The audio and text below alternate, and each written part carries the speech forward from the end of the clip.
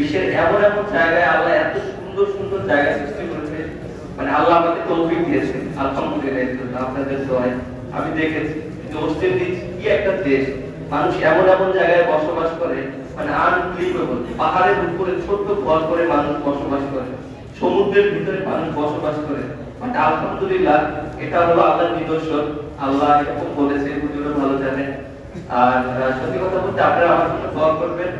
সবাই যেটা হুজুরে বললো, ভালো কাজ করার চেষ্টা করবেন, আল্লাহর পথে থাকার চেষ্টা করবেন, মানুষদেরকে ভালো কাজের আহ্বান দেওয়ার চেষ্টা করবেন এবং ভালো কাজের পরামর্শ দেওয়ার চেষ্টা করবেন। এবং আমরা চাই যে আমাদের দেশটা সুন্দর একটা দেশ করুক, কারণ প্রত্যেকটা মানুষ যখন নিজের জায়গা থেকে চেষ্টা করবে যে আমরা নিজেদেরকে ভালো করতে চাই, নিজেদের দেশটাকে ভালো করতে চাই, ভালো কাজ করতে চাই, তখন আমাদের সব সুন্দর হবে।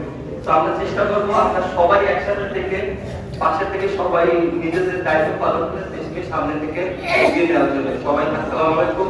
আর আমার জন্য দোয়া করবেন। সবার সাথে দেখা হবে আমাদের।